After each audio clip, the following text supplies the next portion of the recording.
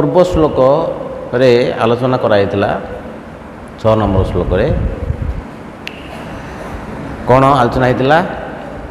ଭଗବାନ ଶ୍ରୀକୃଷ୍ଣ ଅର୍ଜୁନଙ୍କୁ କହୁଛନ୍ତି କ'ଣ କହୁଛନ୍ତି କି ଶରୀର ତ୍ୟାଗ ସମୟରେ ବ୍ୟକ୍ତି ଯେଉଁ ଭାବ ମନରେ ପୋଷଣ କରେ ସେ ନିଶ୍ଚିତ ରୂପେ ସେହି ଭାବ ହିଁ ପ୍ରାପ୍ତ ହୁଏ, ଅର୍ଥାତ୍ ସଦୃଶ ଜୀବଜନି ପ୍ରାପ୍ତ ହୁଏ। ମାନେ ଶରୀର ତ୍ୟାଗ ସମୟରେ ମୃତ୍ୟୁ ସମୟରେ ଯେଉଁ କଥାକୁ ଯେଉଁ ଚିନ୍ତନ କରିକି ଶରୀର ସେ ଛାଡ଼ିବ ସେ ଅନୁସାରେ ସେ ଶରୀର ପ୍ରାପ୍ତ ହେବ। ଯେକୌଣସି ଚିନ୍ତା କରୁଛି, ଯଦି କିଏ ଖରାପ ଚିନ୍ତା କରିକି ଶରୀର ଛାଡ଼ିବ, ମନେକର କିଏ କୁକୁରକୁ ଚିନ୍ତା କରିକି ଶରୀର ଛାଡ଼ିବ ମାନେ ସେ କୁକୁର ଜନି ପ୍ରାପ୍ତି ହେବ। ଆଉ ଯେକୌଣସି ସ୍ମରଣ, କିଏ ପୁରୁଷ ସ୍ତ୍ରୀକୁ ସ୍ମରଣ କରିକି ଶରୀର ଛାଡ଼ିବ ମାନେ ସେ ସ୍ତ୍ରୀ ଜନି ପ୍ରାପ୍ତି ହେବ। ସ୍ତ୍ରୀ ଯଦି ପୁରୁଷକୁ ସ୍ମରଣ କରିକି ଶରୀର ଛାଡ଼ିବ ସେ ପୁରୁଷ ଶରୀର ପ୍ରାପ୍ତ ହେବ। ଯେକୌଣସି କୁ ସ୍ମରଣ କରି ମୃତ୍ୟୁ ସମୟରେ ଯେକୌଣସି ଜିନିଷକୁ ସ୍ମରଣ କରିକିରି ସେ ଶରୀର ଛାଡ଼ିବ ସେ ଅନୁସାରେ ତାକୁ ନୂଆ ଶରୀର ପ୍ରାପ୍ତ ହେବ।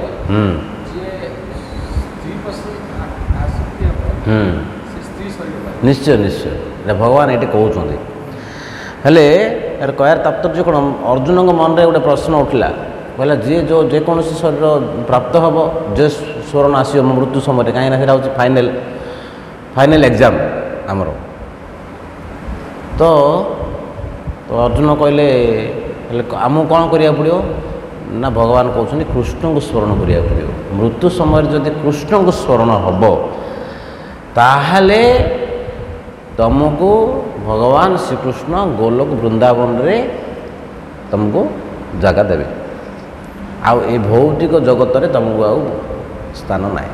ଭୌତିକ ଜଗତକୁ ଯିଏ ଆସିବ ସିଏ କେବଳ ଦୁଃଖ ପାଇବ।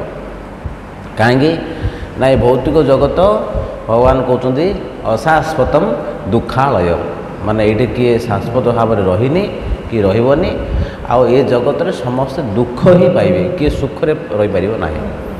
ତେଣୁ ଭଗବାନ କହୁଛନ୍ତି ଯଦି ମୃତ୍ୟୁ ସମୟରେ ମୋତେ ସ୍ମରଣ କରିବ ତାହେଲେ ତୁମେ ମୋ ପାଖକୁ ଆସିବ।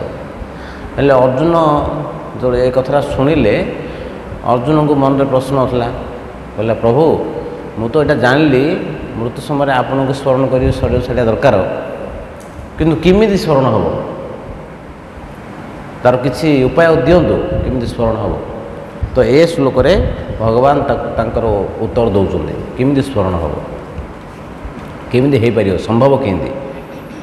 ତ ଏ ଶ୍ଲୋକରେ ଭଗବାନ କହୁଛନ୍ତି କ'ଣ, ହେ ଅର୍ଜୁନ ତୁମେ ସର୍ବଦା ମୋର ଚିନ୍ତା କର, କୃଷ୍ଣ ରୂପରେ ଚିନ୍ତା କର।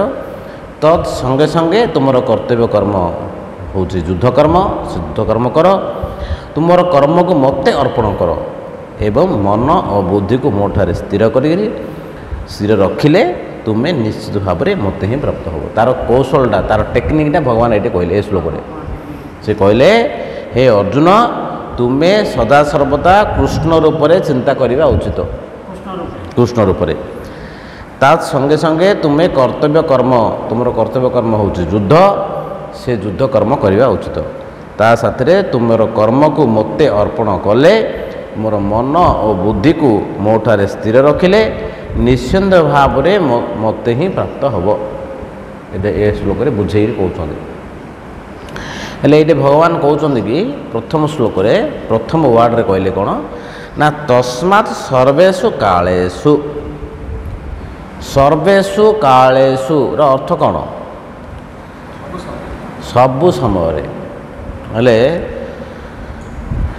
ଭାଗବତମରେ ଆପଣ ଦେଖିବେ ଶୁକଦେବ ଗୋସ୍ୱାମୀଙ୍କୁ ପରୀକ୍ଷିତ ମହାରାଜ ପ୍ରଶ୍ନ କଲେ। କ'ଣ ପ୍ରଶ୍ନ କଲେ? ହେଲେ ବ୍ୟକ୍ତିକୁ ସବୁ ସମୟରେ କାହା ବିଷୟରେ ଚିନ୍ତା କରିବା ଉଚିତ, କାହା ବିଷୟରେ ଶୁଣିବା ଉଚିତ, କାହାର ନାମ ଜପ କରିବା ଉଚିତ ଏବଂ କାହାର ସ୍ମରଣ କରିବା ଉଚିତ? ତ ଏଇଟା ପ୍ରଶ୍ନ କଲେ କିଏ? ଶୁକଦେବ ଗୋସ୍ୱାମୀଙ୍କୁ, ପରୀକ୍ଷିତ ମହାରାଜ। ତ ଶୁକଦେବ ଗୋସ୍ୱାମୀ କ'ଣ କହିଲେ ନା ଯେଉଁ ବ୍ୟକ୍ତି ଏ ସଂସାରରେ ସମସ୍ତ ପ୍ରକାର ଦୁଃଖ ଓ କଷ୍ଟରୁ ମୁକ୍ତି ପାଇବାକୁ ଇଚ୍ଛା ଅଛି ତାକୁ ସବୁବେଳେ ଭଗବାନ ଶ୍ରୀକୃଷ୍ଣଙ୍କର ସ୍ମରଣ, କୀର୍ତ୍ତନ ଓ ଶ୍ରବଣ କରିବା ଉଚିତ। ଶ୍ରବଣ କୀର୍ତ୍ତନ ସ୍ମରଣ ସ୍ମରଣ ଏ ତିନିଟା କରିବା ଉଚିତ ସବୁବେଳେ। କାହିଁକି ନା ବ୍ୟକ୍ତି ଲୋକମାନେ ସବୁ ଭାବୁଛନ୍ତି କ'ଣ ମନୁଷ୍ୟମାନେ ଆମେ ଯୋଗ କରିବା ଦ୍ୱାରା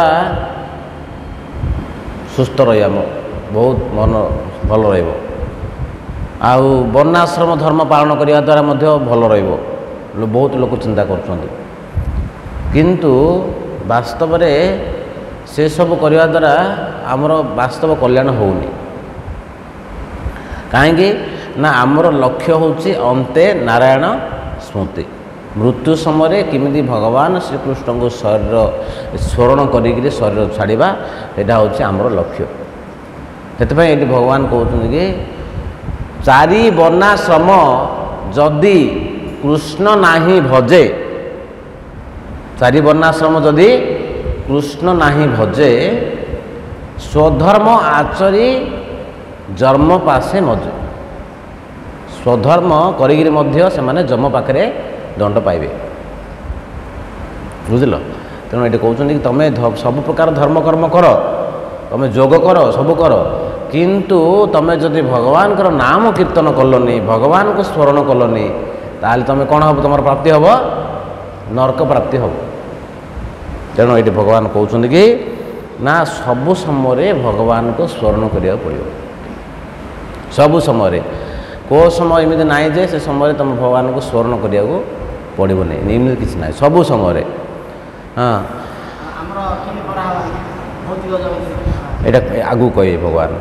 ତ ଭଗବାନ କହୁଛନ୍ତି କି ଆମର ସବୁ ସମୟରେ ତା'ର ଟେକ୍ନିକ୍ ଆମକୁ ଟିକେ ଦେଖି ଆଲୋଚନା କରିବା। ଯେମିତି ଆମର ବର୍ଷକ 6ଟା ଋତୁ ଆସୁଛି, 6ଟା ଋତୁ ଆସୁଛି, ତ 6ଟା ଋତୁରେ 6ଟା ଭଗବାନଙ୍କର ନାମକୁ ସ୍ମରଣ କରିପାରିବା।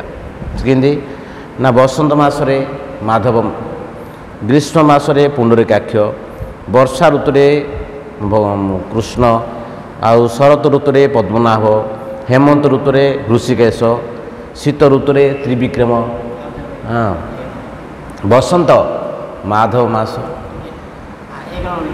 ହଁ, ବସନ୍ତ ମାଧବ, ମାଧବ ମାସ, ହଁ, ଗ୍ରୀଷ୍ମ, ଏଇଟା ଆପଣ ପରେ ଲେଖିବେ, ମୁଁ ଡାକିଦେବି।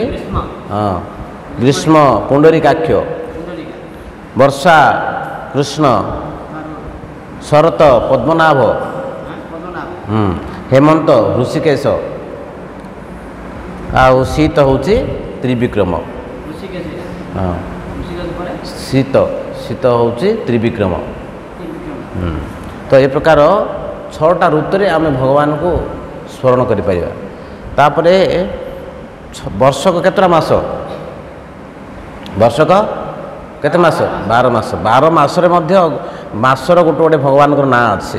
ଆମେ ମାସକୁ ନ ଡାକିକିରି ଭଗବାନଙ୍କ ନାଁ ମଧ୍ୟ ଡାକିପାରିବା। କେମିତି ନା ଚୈତ୍ର, ଚୈତ୍ର ମାସରେ ଆକାର କେଉଁ ମାସରେ କେଉଁ ଭଗବାନଙ୍କ ନାଁ ହେଉଛି? ସେଟା ବିଷ୍ଣୁ। ଚୈତ୍ର ମାସରେ ଆମେ ଭଗବାନ ବିଷ୍ଣୁଙ୍କ ନାଁ ଧରିକିରି ଆମେ ଡାକିପାରିବା। ବୈଶାଖ, ବୈଶାଖରେ ଆମେ ବୈଶାଖ ମାସ ହେଉଛି ମଧୁସୂଦନ, ମଧୁସୂଦନ ନାମରେ ଆମେ ଡାକିପାରିବା। ବୈଶାଖ ନ କହିକିରି ଆମେ ମଧୁସୂଦନ କହିପାରିବା। ଜ୍ୟେଷ୍ଠ ମାସରେ, ଜ୍ୟେଷ୍ଠ ମାସରେ ଆମେ ଭଗବାନ ତ୍ରିବିକ୍ରମ ନାମରେ ଆମେ ଉଚ୍ଚାରଣ କରିପାରିବା। ହଁ, ଆଷାଢ଼, ଆଷାଢ଼କୁ ଆମେ ବାମନ, ଜ୍ୟେଷ୍ଠରେ ତ୍ରିବିକ୍ରମ। ହଁ, ଆଷାଢ଼, ଆଷାଢ଼ ମାସରେ ଆମେ ଆଷାଢ଼ ନ କହିକିରି ଆମେ କ'ଣ କହିବା ନା ବାମନ, ବାମନ ମାସ। ତାପରେ ଶ୍ରାବଣ, ଶ୍ରାବଣରେ ଆମକୁ କ'ଣ ପ୍ରୟୋଗ କରିବା ନା ଶ୍ରୀଧର, ଶ୍ରୀଧର ମାସ ବୋଲି କହିବା ଆମେ, ଶ୍ରୀଧର। ହଁ, ଭାଦ୍ରବ, ଭାଦ୍ରବ ମାସକୁ ଆମେ କ'ଣ କହିବା ନା ହୃଷିକେଶ ମାସ। ଆଉ ଆଶ୍ୱିନ ପଦ୍ମନାଭ। ତାପରେ କାର୍ତ୍ତିକରେ ଦାମୋଦର, ଆପଣମାନେ ଜାଣିଛନ୍ତି ଦାମୋଦର ପୂଜା ହେଉଛି କାର୍ତ୍ତିକ ମାସରେ। ତ କାର୍ତ୍ତିକ ମାସ ନ କହିଲେ ଆମର କି ମାସ କହିପାରିବା ନା ଦାମୋଦର ମାସ, ପଦ୍ମନାଭ। ତାପରେ ମାର୍ଗଶୀର ମାସ, ମାର୍ଗଶୀର ମାସକୁ ଆମେ ମାର୍ଗଶୀର ନ କହିକିରି ଆମେ କେଶବ ମାସ ବୋଲି କହିବା। କେଶବ। ପୌଷ, ପୌଷ ମାସକୁ ଆମେ ନାରାୟଣ ନାମ ବୋଲି କହିବା, ନାରାୟଣ ମାସ। ତାପରେ ମାଘ ମାସକୁ ଆମେ ମାଧବ ମାସ ବୋଲି କହିବା, ମାଧବ। ତାପରେ ଫାଲ୍ଗୁନ, ଫାଲ୍ଗୁନ ମାସକୁ ଆମେ ଗୋବିନ୍ଦ ମାସ ବୋଲି କହିବା। ଏ ପ୍ରକାର ଆମେ ମାସକୁ ନାଁ ଧରିକିରି ମାସର ନାଁ ନ ଧରିକିରି ଭଗବାନଙ୍କ ନାମ ଆମେ ଉଚ୍ଚାରଣ କରିବା। ଏ ପ୍ରକାର ଆମର ଭଗବାନଙ୍କୁ ସ୍ମରଣ ହୋଇପାରିବ। ତାପରେ ଆପଣ ଦେଖିବେ ଆମର ଚୈତନ୍ୟ ମହାପ୍ରଭୁ ଏବେ ଆଗକୁ ଗୁଣ୍ଡିଚା ମାର୍ଜନ ହେବ। ଗୁଣ୍ଡିଚା ମାର୍ଜନ ସମୟରେ ଆପଣ ଦେଖନ୍ତୁ ଚୈତନ୍ୟ ମହାପ୍ରଭୁ ତାଙ୍କର ଯେତେ ସବୁ ଶିଷ୍ୟମାନେ ଥିଲେ, ଭକ୍ତମାନେ ଥିଲେ, ସମସ୍ତଙ୍କୁ କହିଲେ କି ଗୁଣ୍ଡିଚା ମାର୍ଜନ କରିବା। ଗୁଣ୍ଡିଚା ମାର୍ଜନ କରିବା, କିନ୍ତୁ ଗୋଟେ ସର୍ତ୍ତ କ'ଣ ନା କଥା ହେବନି, ଅନ୍ୟ କଥା କିଛି ହେବନି। ତ ଭକ୍ତମାନେ କହିଲେ ଆମେ କ'ଣ ମୌନ ରହିବୁ? ବୋଲେ ନାଇଁ ନାଇଁ, ମୌନ ରହିବାକୁ କୁହାହେଉନି, କଥା ହେବନି କି ମୌନ ରହିବନି। ତାହେଲେ କ'ଣ କରିବାକୁ ପଡ଼ିବ ନା ଯେକୌଣସି ତୁମେ କାମ କାହାକୁ କହିବାର ଅଛି କି କରିବାର ଅଛି ବୋଲେ ତୁମେ ସେ କାମରେ କୃଷ୍ଣ କୃଷ୍ଣ କହିବ। ଝାଡ଼ୁ ଦିଅ, ଝାଡ଼ୁ କହିବନି, ଏ କୃଷ୍ଣ ଦିଅ। ସବୁ କାମରେ ତୁମେ କୃଷ୍ଣ ଉଚ୍ଚାରଣ କରିବ। ତୁମେ କାହାକୁ ଡାକିବାର ଅଛି ହରେ କୃଷ୍ଣ ଆସନ୍ତୁ, ଏ ପ୍ରକାର ଡାକିବ। ଆଉ କୌଣସି ଝାଡ଼ୁ ଅଛି, ଏଇଠି ଅଛି ମଇଳା ଅଛି, ଏଇଠି କୃଷ୍ଣ। ଏଠି ପ୍ରତି ୱାର୍ଡ଼ରେ ମହାପ୍ରଭୁ କହିଲେ କୃଷ୍ଣ କୃଷ୍ଣ କହିବ। ସେଠି କୌଣସି ପ୍ରକାର ତୁମର ଭୌତିକ ୱାର୍ଡ଼ ପ୍ରୟୋଗ କରିବ ନାହିଁ, ମହାପ୍ରଭୁ କହିଲେ।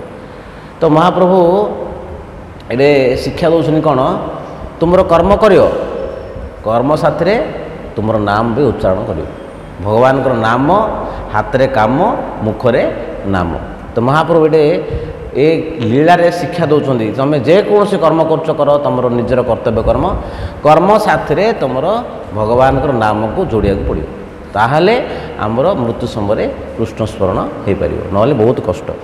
ତାପରେ ଆପଣ ଦେଖନ୍ତୁ ଚୈତନ୍ୟ ମହାପ୍ରଭୁ ନିଜେ ଯେତେବେଳେ ଛୋଟ ପିଲା ହେଇଥିଲେ, ସ୍କୁଲରେ ପାଠ ପଢ଼ିବାକୁ ଗଲେ, ସେ ପାଠ ପଢ଼ିବା ସମୟରେ ତାଙ୍କ ଗୁରୁଜୀ କହିଲେ ନିମାଇ ତୁମେ କରେ ଗୋଟେ ଶବ୍ଦ ଲେଖ। ତ ନିମାଇ ଲେଖୁଛନ୍ତି କୃଷ୍ଣ। ତାପରେ କହିଲେ ଖରେ ଗୋଟେ ଶବ୍ଦ ଲେଖ। ତ ନିମାଇ ଲେଖୁଛନ୍ତି ଖଗେଶ୍ୱର। ଅନେକ ୱାର୍ଡ଼ ଅଛି କିନ୍ତୁ ସେ ଲେଖୁଛନ୍ତି ଖଗେଶ୍ୱର। ଗରେ ଗୋଟେ ଶବ୍ଦ ଲେଖ। ତ ନିମାଇ ଲେଖୁଛନ୍ତି କ'ଣ ନା ଗଦାଧର। ଗରେ ତ ବହୁତ ୱାର୍ଡ଼ ଅଛି କିନ୍ତୁ ସେ ଲେଖୁଛନ୍ତି ଗଦାଧର। ଘରେ ଗୋଟେ ଶବ୍ଦ ଲେଖ। ତ ନିମାଇ ଲେଖୁଛନ୍ତି ଘନଶ୍ୟାମ। ତ ଚୈତନ୍ୟ ମହାପ୍ରଭୁ ଏସବୁ ଯେଉଁ ଲୀଳା କରୁଛନ୍ତି କାହିଁକି ନା ସିଏ ସମସ୍ତଙ୍କୁ ଗୋଟେ ଚେତନା ଦେଉଛନ୍ତି, ସ୍ମରଣ କରୁଛନ୍ତି ଯେ ତୁମେ ସବୁ କର୍ମ କର, କିନ୍ତୁ କର୍ମ କରିବା ସାଥିରେ ମୋତେ ସ୍ମରଣ କର। ତ ମହାପ୍ରଭୁଙ୍କର ଏ ଦୁଇଟା ଲୀଳାରୁ ଏ ଜିନିଷ ଆମକୁ ଶିକ୍ଷା ମିଳୁଛି। ତ ଏଇଠି କହୁଛନ୍ତି କ'ଣ, ତସ୍ମାତ୍ ସର୍ବେଶ କାଳସୁ ମାନ୍ ଅନୁସ୍ମର ଯୁଦ୍ଧଚ। ଏଇଠି ଭଗବାନ କହୁନାହାନ୍ତି କି ତୁମେ ନିଜର କର୍ତ୍ତବ୍ୟ କର୍ମକୁ ଛାଡ଼ି ଦିଅ, କହୁନାହାନ୍ତି। ଯେମିତି ଅର୍ଜୁନକୁ କହୁଛନ୍ତି କି ତୁମର କର୍ତ୍ତବ୍ୟ କର୍ମ ହେଉଛି ଯୁଦ୍ଧ କରିବା। ତ ତୁମେ ଯୁଦ୍ଧ କର, କିନ୍ତୁ କେମିତି ଯୁଦ୍ଧ କରିବ ନା ମୋତେ ସ୍ମରଣ କରିକି ଯୁଦ୍ଧ କର। ଶ୍ରୀ ରାଧା ରାଧାକାନ୍ତ ଭଗବାନ କି ଜୟ। ତ ଆମକୁ ସେଇ ଜିନିଷଟା ବୁଝିବା ଦରକାର। କ'ଣ ନା ଆମେ ଖାଲି ନିଜର କର୍ତ୍ତବ୍ୟ କର୍ମ ଖାଲି ଯଦି କରିବା, ଭଗବାନଙ୍କୁ ସ୍ମରଣ କରିବାନି, ତାହେଲେ ସେ କର୍ତ୍ତବ୍ୟ କର୍ମର କିଛି ମୂଲ୍ୟ ନାହିଁ। କାହିଁକି ନା ଏ ସଂସାରରେ ସମସ୍ତେ ନିଜର କର୍ତ୍ତବ୍ୟ କର୍ମ କରୁଛନ୍ତି କିନ୍ତୁ କୃଷ୍ଣ ସ୍ମରଣ କରୁନାହାନ୍ତି। ତ ତଦ୍ୱାରା କ'ଣ ତାଙ୍କର ନଷ୍ଟ ହେଉଛି ନା ମୃତ୍ୟୁ ସମୟରେ କୃଷ୍ଣ ସ୍ମରଣ ହେଉନି। କାହିଁକିନା ମୃତ୍ୟୁ ସମୟରେ କୃଷ୍ଣ ସ୍ମରଣ ହେବାଟା ସବୁଠୁ ବଡ଼ କଷ୍ଟ। ଜୀବନ ସାରା ଜଣେ ପ୍ରଶ୍ନ କରିଥିଲେ ମହାରାଜକୁ, କହିଲେ ଆଜ୍ଞା ଭଗବାନ ତ କହୁଛନ୍ତି ମୃତ୍ୟୁ ସମୟରେ ଆମେ ଯଦି କୃଷ୍ଣଙ୍କ ନାରାୟଣ ନାମ ନେବା, କୃଷ୍ଣ ନାମ ନେବା, ତାହେଲେ ଆମେ ତ ବୈକୁଣ୍ଠ ପଳେଇବା। ଜୀବନ ସାରା କୃଷ୍ଣଙ୍କୁ ଜପିବା, କୃଷ୍ଣଙ୍କୁ ଡାକିବା କ'ଣ ଦରକାର? କିଛି ଆବଶ୍ୟକ ନାହିଁ। ତ ଜଣେ ପ୍ରଶ୍ନ କଲା।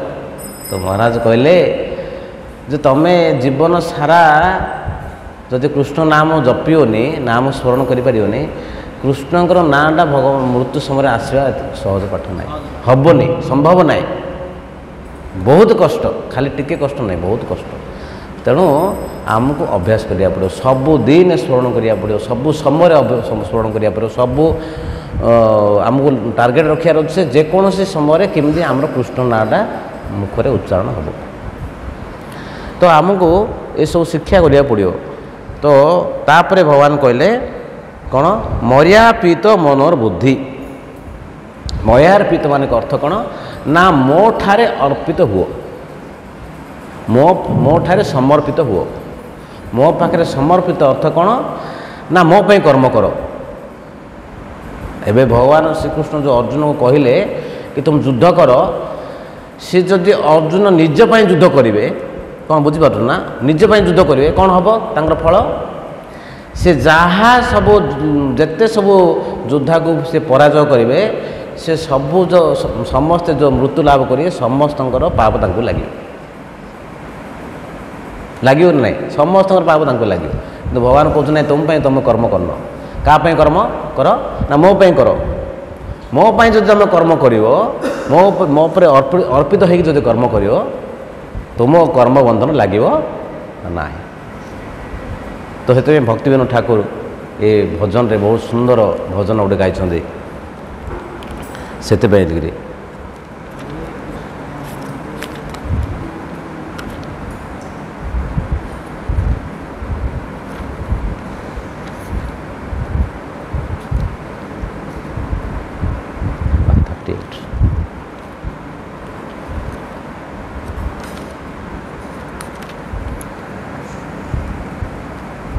मानस देह गेह जो किछु मोर अर्पिलु तो या पदे नंद किशोर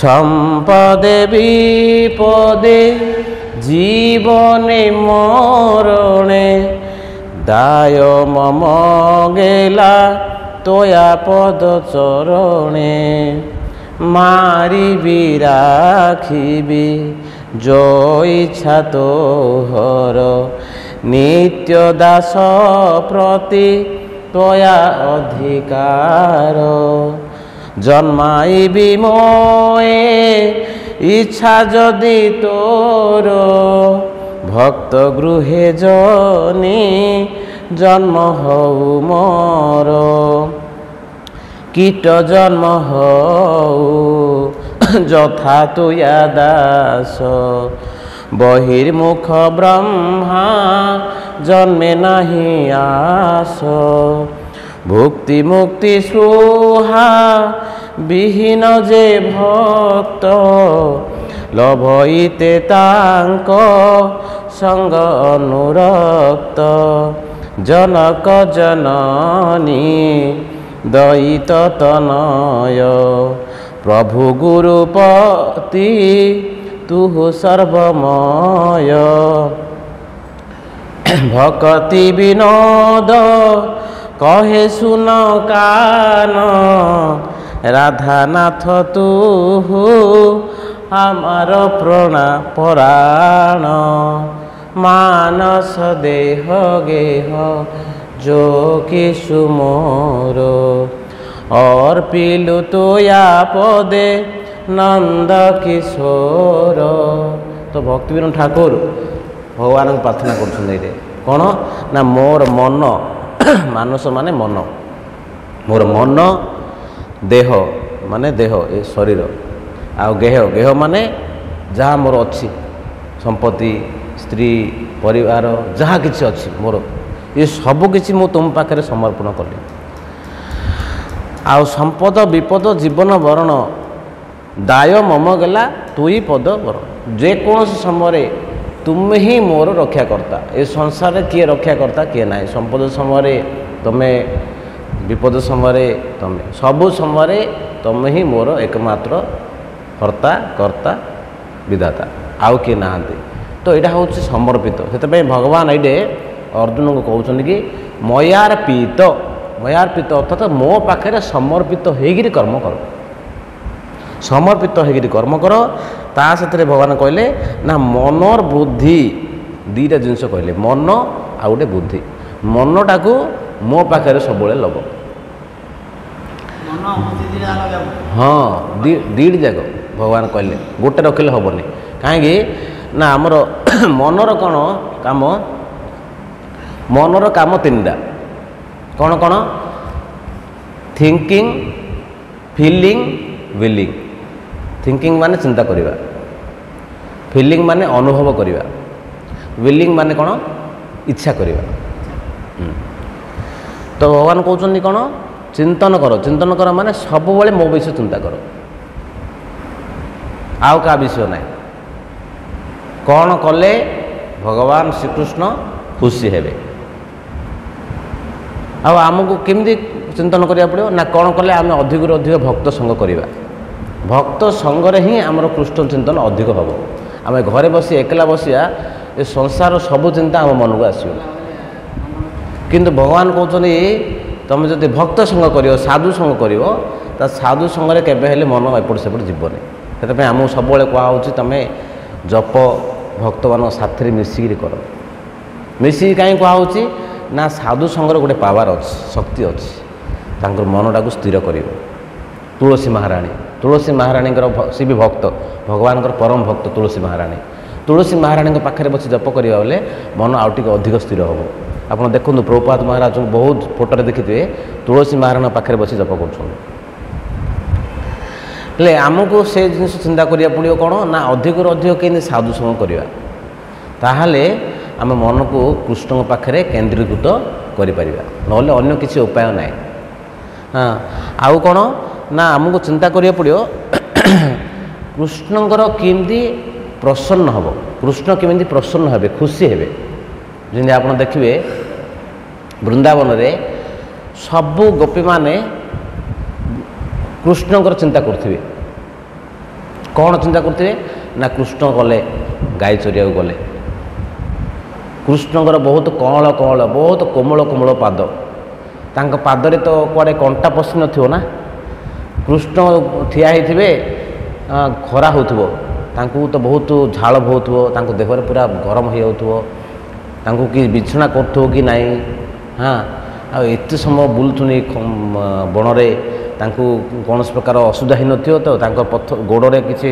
पत्थर टाण पत्थर किसी लगी नथियो तो इन गोपी मैंने सब चिंता करछन्ती आ विशेषकर माँ यशोदा बेसी चिंता करछन्ती कहीं ना माँ यशोदा से भावुंट ना मोर छोट पिलाटा ये एत छोट पिला है ये गाई चरिया पड़ों सांग मैंने सब कृष्ण चिंता करछन्ती स्मरण करछन्ती सांग मैंने राति शोई दौना राति शोथे 8 शोथे 12टा हेल्ले पलि आसवे आसिक यशोदा माँ कबाट ठक ठक करेंगे यशोदा माँ कहे किए कबाट ठक ठक करुच्ची आसिक खूब खुली यशोदा माँ खोला आसी सांग जा समस्ते ठेंगा बाड़ी धरी सब पलि आसते कौन पलि आसिल कौन आसिल ना कान्हा को कहीदि कौन ना गाई चरिया जीव राति 12टा हो निद से दिन सारा कृष्णकर सांगे साथी हो जो आनंद मिली जो प्रेम मिली से स्मरण में से राति सारा निद होनी 12टा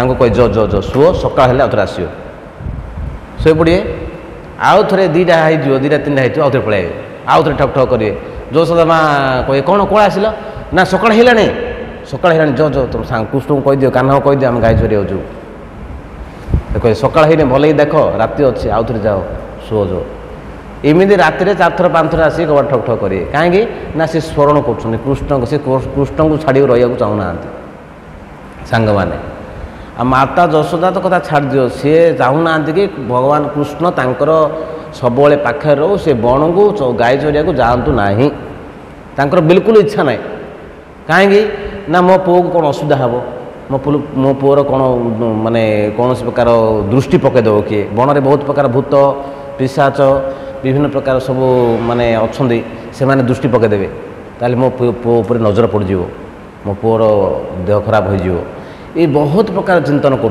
यशोदा माँ आम मो छोट पिला 7 क्लास पाठ पढ़ा बेलू गोटे सुंदर भजन आप शुणी थे कि ना जानते समस्ते हाँ धीरे घेनी कानन रे कृष्ण विलंबित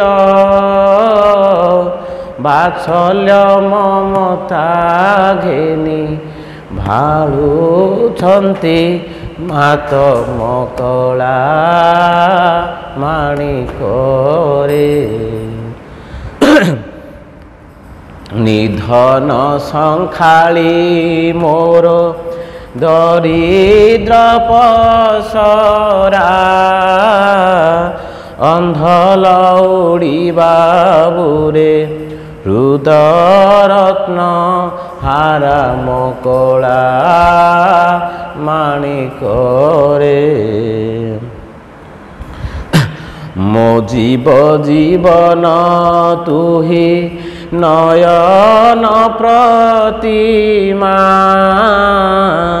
ତୋତେ କି ପାଶରି ହେବ ମୋର ସୁଖ ସୀମା ମକଳା ମାଣିକରେ ଡରୁଥାଉ ଅନ୍ଧାରକୁ ରଖି ଯାଉ ଗୋରୁ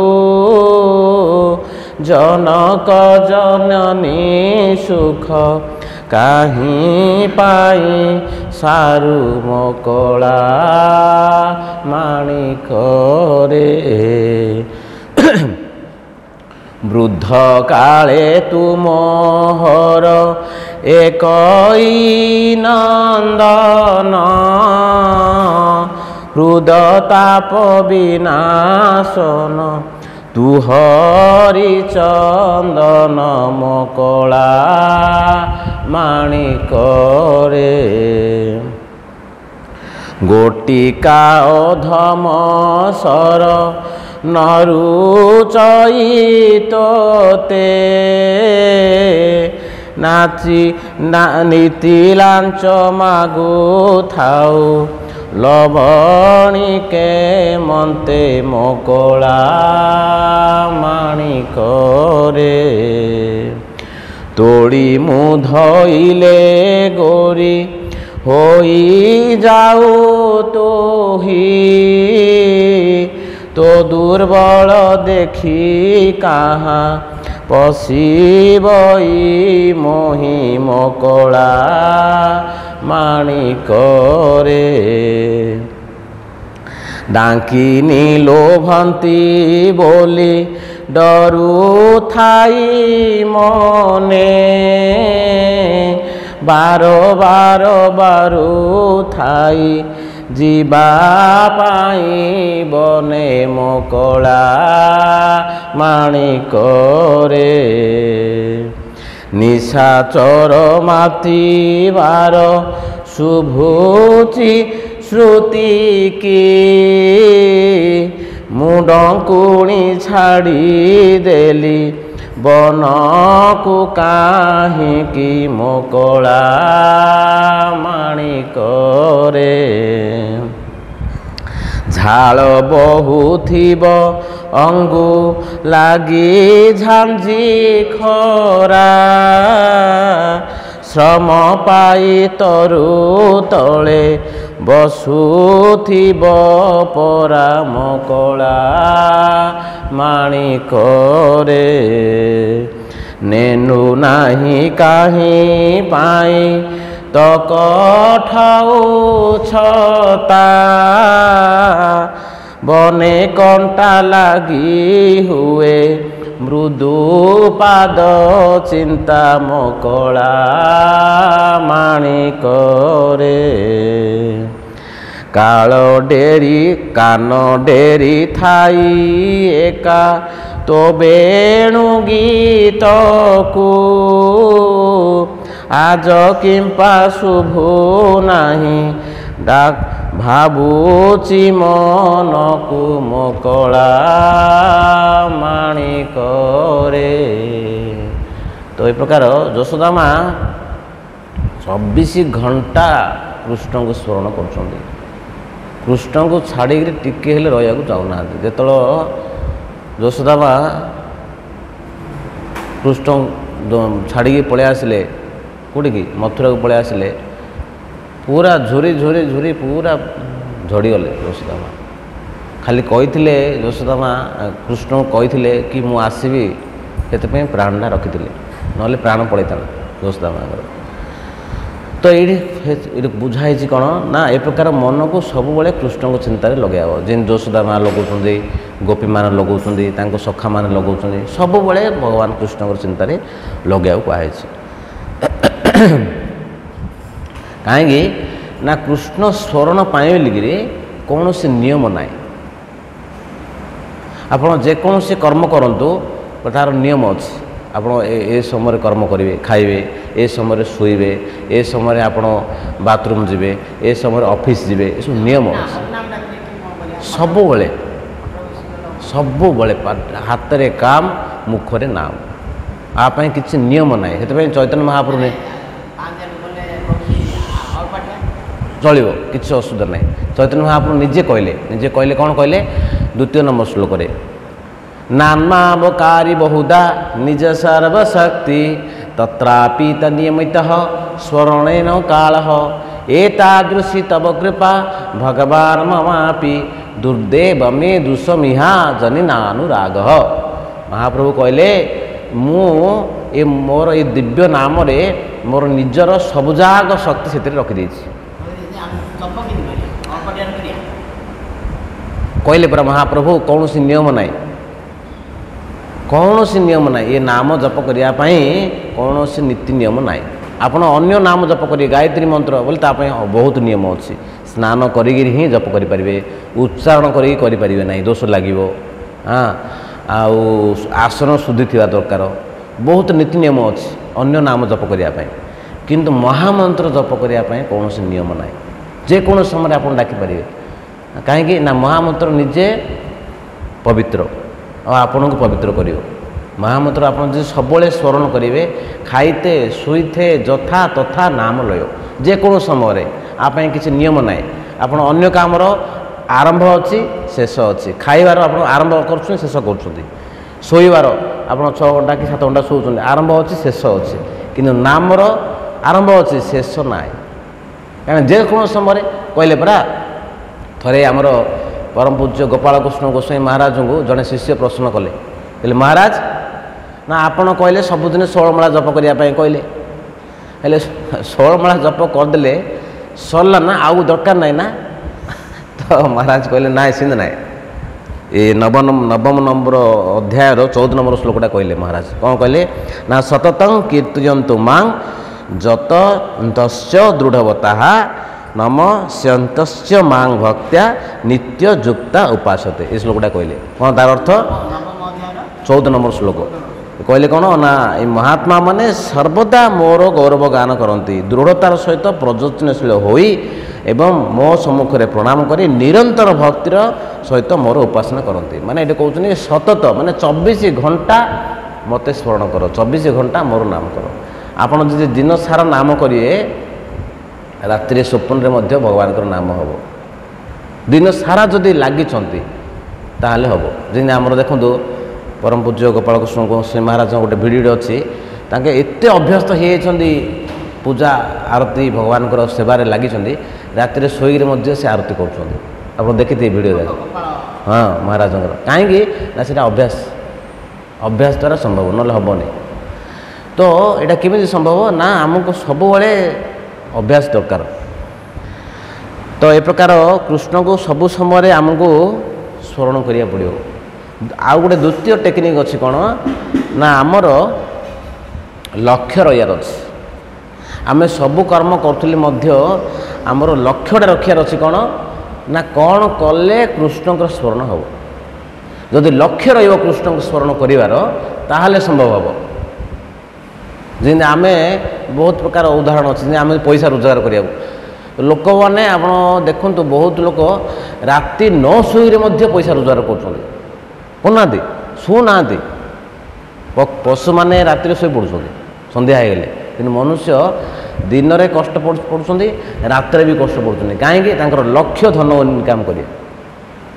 ସେମିତି ଭକ୍ତ ଯିଏ ଭଗବାନଙ୍କର ପ୍ରିୟ, ତାଙ୍କର ଲକ୍ଷ୍ୟ କ'ଣ ନା କ'ଣ କଲେ କୃଷ୍ଣଙ୍କର ସ୍ମରଣ ହେବ। ଯେମିତି ମା ମାନେ ରୋଷେଇ କରୁଛନ୍ତି, ଭଗବାନ କହୁନାହାନ୍ତି ତୁମେ କର୍ମ ଛାଡ଼ି ଦିଅ, ନାଇଁ ରୋଷେଇ କର, କିନ୍ତୁ ସ୍ମରଣ କରିବାର ଅଛି ହରେ କୃଷ୍ଣ କୃଷ୍ଣ କୃଷ୍ଣ ହରେ ହରେ, ହରେ ରାମ ରାମ ରାମ ହରେ ହରେ। ନାଇଁ ମାନେ ଆମର ରୋଷେଇ କରି କରି ଗୀତ ଗାଇ ଗାଇ ମଧ୍ୟ ହରେ କୃଷ୍ଣ କୃଷ୍ଣ କୃଷ୍ଣ ହରେ ହରେ, ହରେ ରାମ ରାମ ରାମ ହରେ ହରେ। ଏଇଟା ବି ସ୍ମରଣ ହେଲା। ନାଇଁ ତୁମ ଯଦି ମାନେ କୃଷ୍ଣଙ୍କ ପାଖରେ ଆମର ମନଟା ପୁରା କେନ୍ଦ୍ରୀଭୂତ ହେଇନି ନା, ସେଥିପାଇଁ ଆମକୁ ସ୍ମରଣ କରୁ କରୁ ମଧ୍ୟ ଆମକୁ ବୋରିଂ ହେଇଯାଉଛି। ତେଣୁ ଆମକୁ କ'ଣ କରିବାକୁ ପଡ଼ିବ, ଚେଞ୍ଜ କରି, ଯଦି ବୋରିଂ ହେଉଛନ୍ତି ଚେଞ୍ଜ କରିଦିଅ।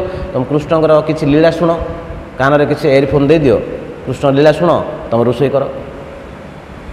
ଅନେକ ରାସ୍ତା ଅଛି କୃଷ୍ଣଙ୍କୁ ଶୁଣିବା ପାଇଁ, ଖାଲି ନାମ ନାହିଁ, କୀର୍ତ୍ତନ, ସ୍ମରଣ, ଶ୍ରବଣ, କାନରେ ତୁମେ ଏୟାରଫୋନ୍ ଦେଇକି ବିଭିନ୍ନ ପ୍ରକାର ଲୀଳା ଶୁଣ। ମହାରାଜଙ୍କର ବହୁତ ସୁନ୍ଦର ସୁନ୍ଦର ଲୀଳା ଯାକ ଅଛି, ଶୁଣ, ଶୁଣିକି ରୋଷେଇ କର।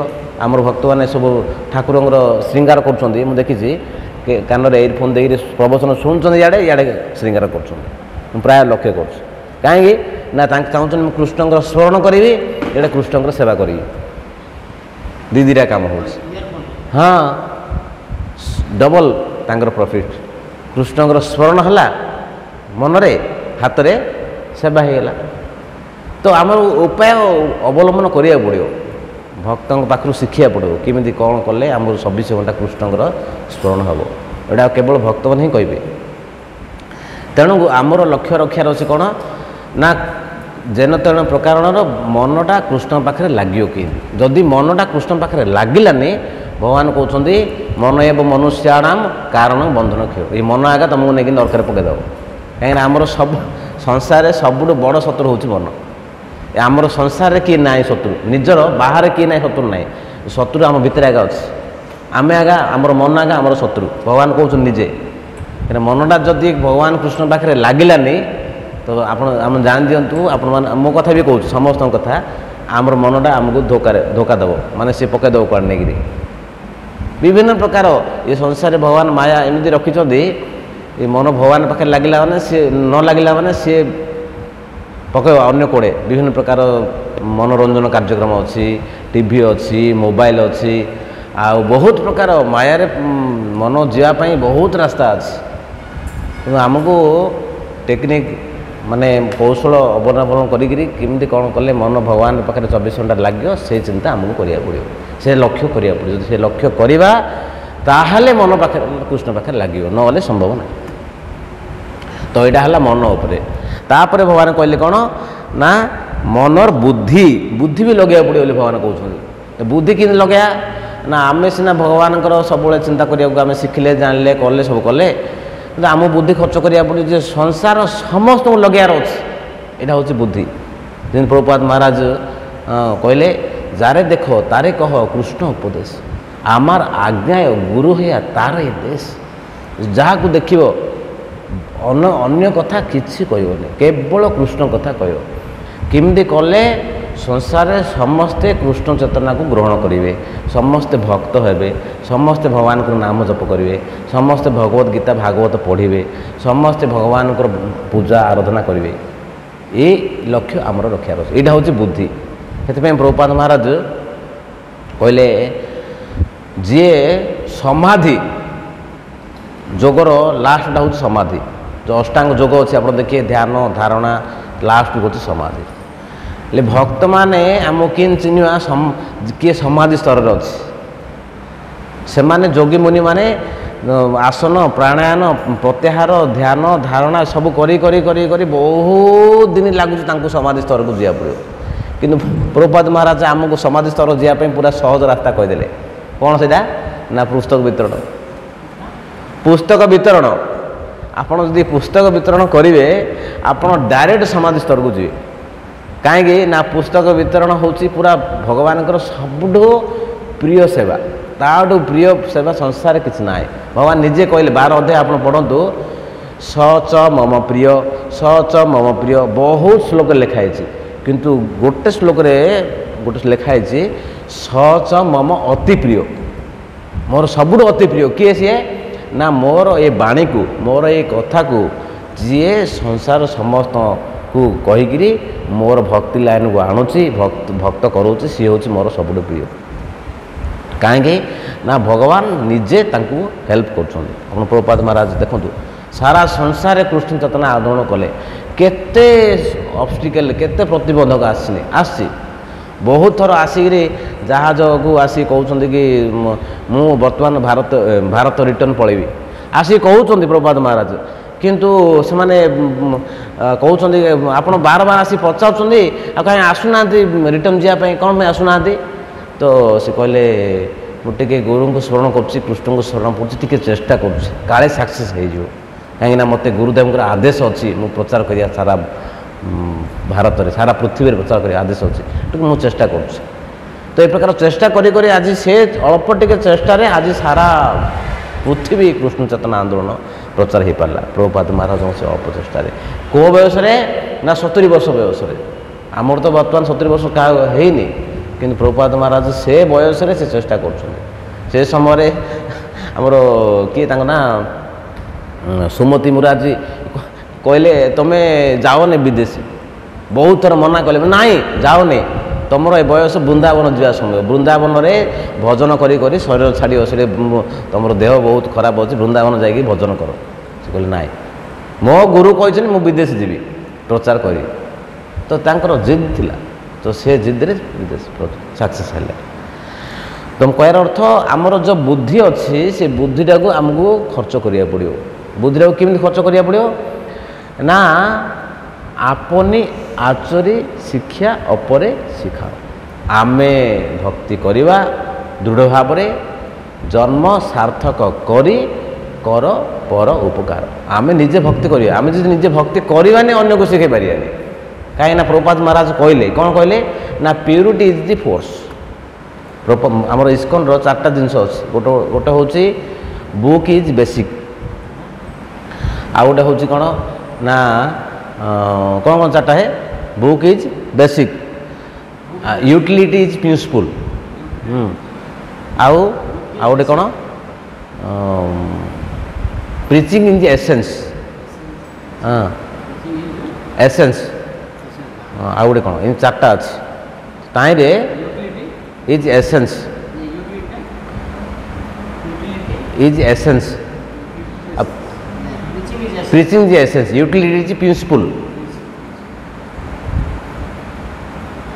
भीतर अच्छे purity is force purity is force force तो आम भितर जब प्यूरिटी अच्छी शुद्धता अच्छी ताहले आमर कथा लोक प्रभाव पड़ो प्रभुपाद महाराज जो विदेश में प्रचार करते से जो गछटा एवं भी अच्छी से गछटा से गछ मूले से किसी चिंता कले कि प्रचार हम कौन से गुरुदेव को स्मरण करी खाली खाली करताल दिदारे खाली नाम कले से नाम एवं भी अच्छी से नाम करने द्वारा विदेशी माने से हरे कृष्ण महामंत्र किसी जानी ना कौन गाँव जना ना तांकर से पावर से नाम एत शुद्ध पावर है समस्त आसिक नाचिले एत प्रभावित करदेला कहीं ना प्यूरिटी से गोटे जिनस तेणु महाप्रभु कहले ना आपने आचरे शिक्षा अपरे शिखाओ आमको भक्ति करिया पड़ो दृढ़ भाव तापर अन्य को शिखा पड़ो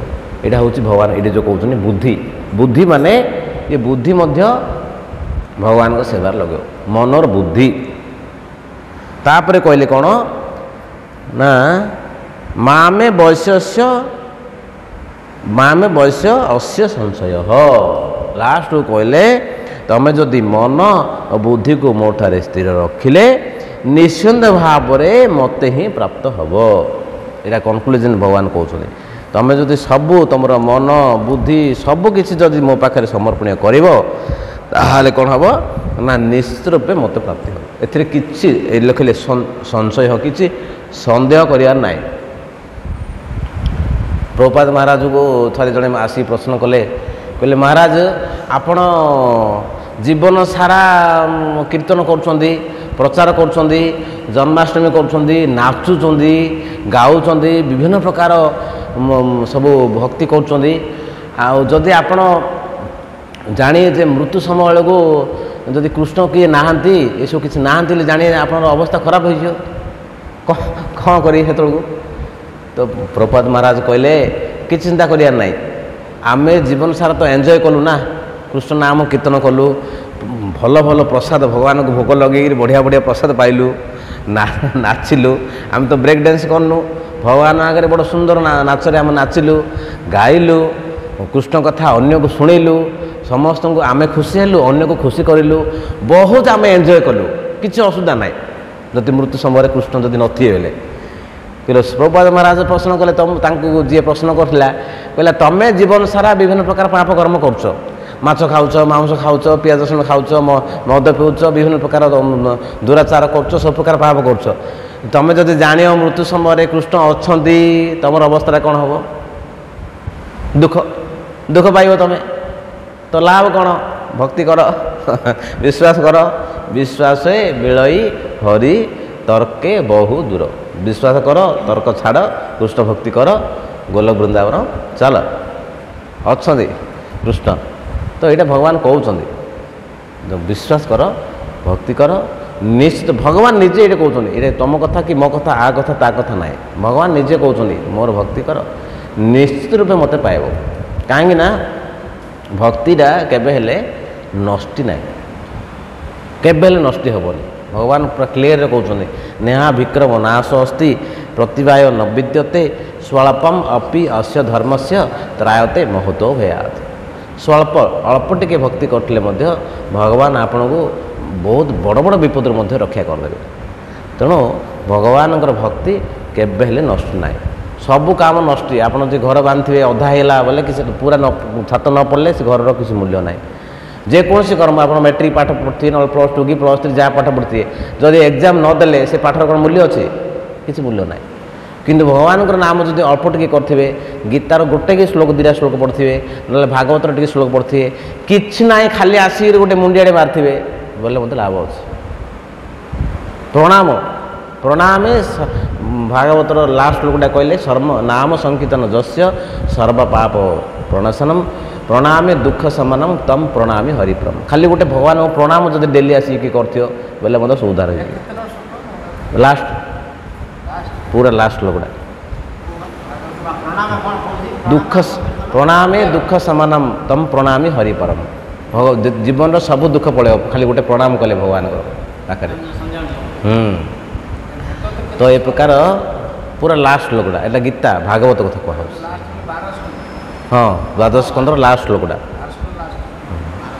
तो ये प्रकार आमको सब बेले कृष्ण चिंता करवा मन बुद्धि को भगवान पाखे समर्पित करवा आ शेष को अंते नारायण स्मृति भगवान को स्मरण करी गोलोक वृंदावन जावा हरे कृष्ण।